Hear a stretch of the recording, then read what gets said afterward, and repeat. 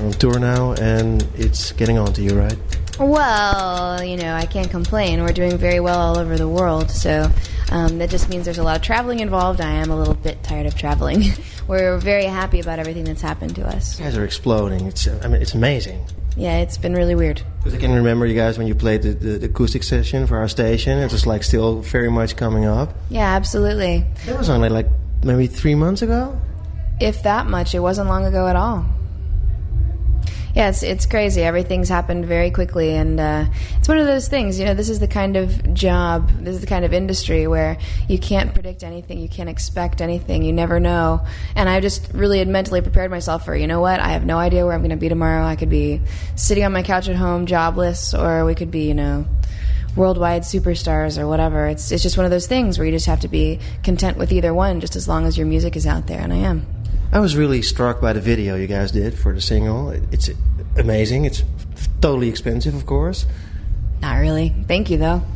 Come on. It wasn't that expensive. It was very reasonable, actually. We shot it in Romania, which helped the cost, I think. We didn't build that whole building. We just built 3 stories of it, and it was really great. Actually, we're working with a director who's really good at maybe not cutting costs, but just he's really creative and can work with what he's got. So, and actually we worked with him again on the second video, which isn't out yet, but it'll be out very soon, for Going Under. What's it like? What's it going to be like? I love it. I like it a lot better than Bring Me to Life even. It's very interesting. It's good because it gives us an opportunity to really show our image as a band. Bring Me to Life was more of a character piece, and this is more like Evanescence. This is what we look like, this is who we are. And there's a lot of live performance. There's actually some really cool underwater footage, which is really amazing. So elaborate on that, please. I don't know. I can't. I was underwater all day the first day of shooting. I made this dress that's all pieces of white fabric flowing all over the place, and I just did a lot of singing under there. I did some acting, going around under there, but they didn't use. What they mainly used was a lot of just the singing. I just was singing underwater. Mm-hmm. They had speakers under there and lights and cameras and divers, and it was really cool. So let me get this straight. To record a singer underwater, you need to have the sound as well underwater? Well, if you can't hear it, then you wouldn't know the rhythm or the timing. So, yeah, they had underwater speakers. Can you actually hear that? Yeah, and I can hear the director talking to me, too. Be like, okay, Amy, we're going to shoot it again. Stay right there.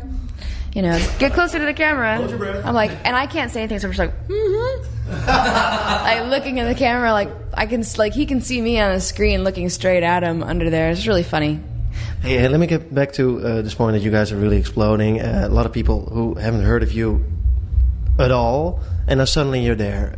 To those people, who is Evanescence? Who do I want them to think we are? Yeah, well, whatever. I don't know. We're just a band from nowhere. We've been really lucky. Our music is dark and beautiful and edgy at the same time.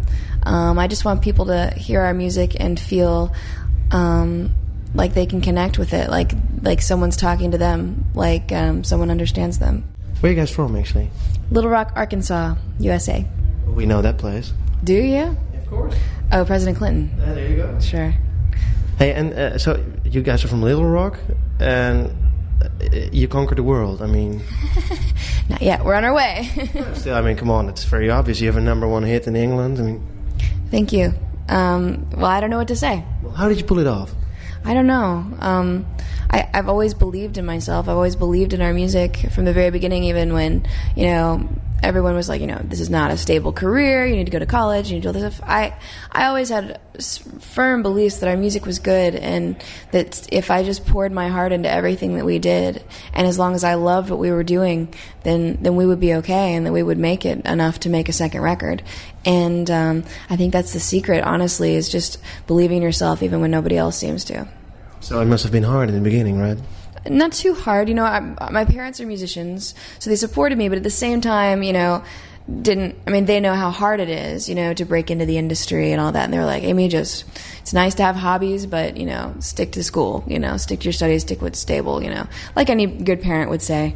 So sometimes it was frustrating, but For the most part. Once we got a record deal, and then for 2 years, we were allowed to just write music before we made the record. They were just like, write more music.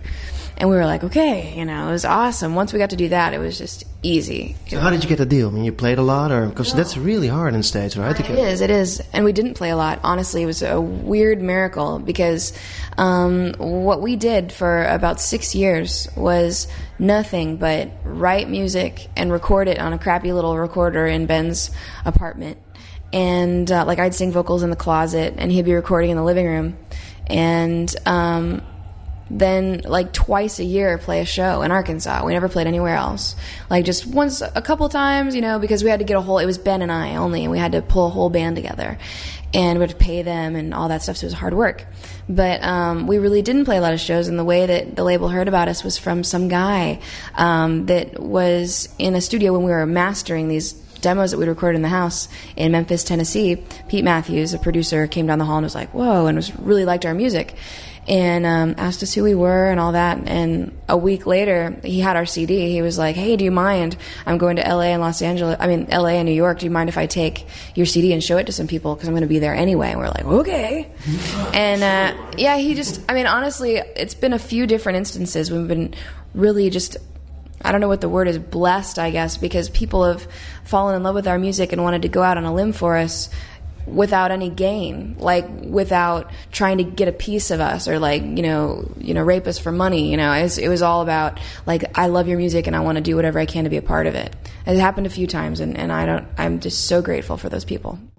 So you must have a lot more songs than what you recorded on the album, right? I think you're already working on a new album now, I think? We're always working, but we have songs that we wanted to get onto Fallen that didn't quite, because we didn't have enough room, So, I think there'll be songs that we already have that'll end up on another album just because I don't want them to go to waste. We've been writing for so long. But I'm sure we'll revamp them. And there's much more writing to do. We've just been so busy touring that, honestly, that's been the main focus.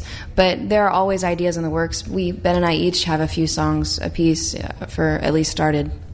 So now in Holland we have this band called Within Temptation. You know them? I heard one song of theirs last time I was here, actually. I think they're very interesting. I think they're very dramatic. I like them. Definitely dramatic would be the word. How would they do on the stage, you think? I don't know. It's kind of off the wall. It's hard in the States, especially for music like ours, because if you're not having fun and it seems like if it's not peppy and fun, then a lot of stations don't want to play it because it just brings you down. And so it was hard even for our music, which is so dramatic, So I think they probably have similar problems that we had. Hey, could you tell me something about the lyrics for the single? Because, well, please elaborate. Okay. Bring Me to Life can be about anything that makes you feel. Because to me, it's sort of like you get in a routine of life and you kind of just wake up every day and go through the same routine and start forgetting why you're living, and forgetting having a reason, and just become very numb and just day to day. It's horrible. And you don't realize it until something happens, like you fall in love or someone says something to you that makes you go, are they psychic? Do they know what I'm feeling? It's cool. Someone just said something to me once, and I blew it way out of proportion for the song, but someone asked me, I was going through a very hard time in my life, but I was totally in denial. And I didn't even know them. I'd met them that day, and he said to me, are you happy? And I was just like, I looked down, and I just was like, yeah, I'm really happy. What are you talking about? Everything's fine.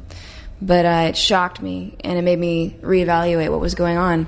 And that's basically what the song is about, is finding something that you want to live for. And why do you think a lot of people don't pursue that goal? Most people pump gas. I think fear has a lot to do with it. People, and self-esteem. If you don't believe, you're like, oh man, I'm not good enough. Why would I? It's interesting. Humility and low self-esteem are really close. When someone gives you a compliment and you go, oh no, no. Like, oh, you look really good tonight. Oh, no, I don't. I'm horrible. I mean, I'm ugly. It's like, well, that's a little far to take it. It's kind of hard to tell. And people don't want to be egotistical or vain or anything, but you have to believe in yourself. There's a difference. And it is absolutely healthy and good and virtuous to believe in yourself. And I think that holds a lot of people back.